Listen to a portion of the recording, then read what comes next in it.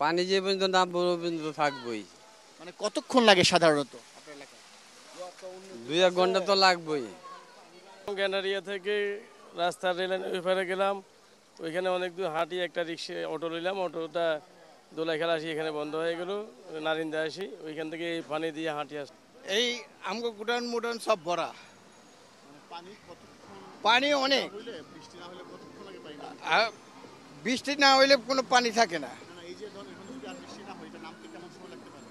আপনার দুপুর হইব, 2টা বাজবো, 2-3টা বাজবো ক্লিয়ার হইতে।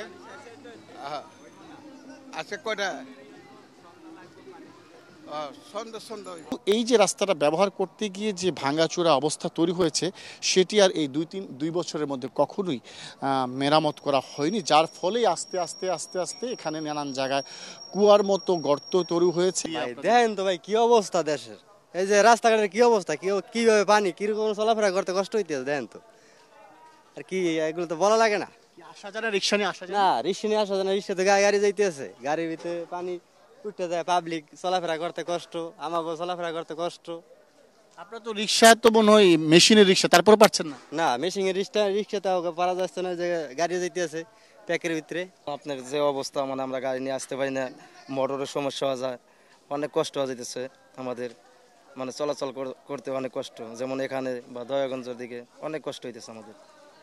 আপনার মোটর চলে যায়, পানি গেলে পরে মোটরে আইসি সমস্যা করে, তারপর আপনার কন্ট্রোল বক্স চলে যায়, গাড়ি চালাইতে পারি না ঠিক মতন। রোডের যে পরিস্থিতি, এভাবে গাড়ি চালানো যায় না ভাই।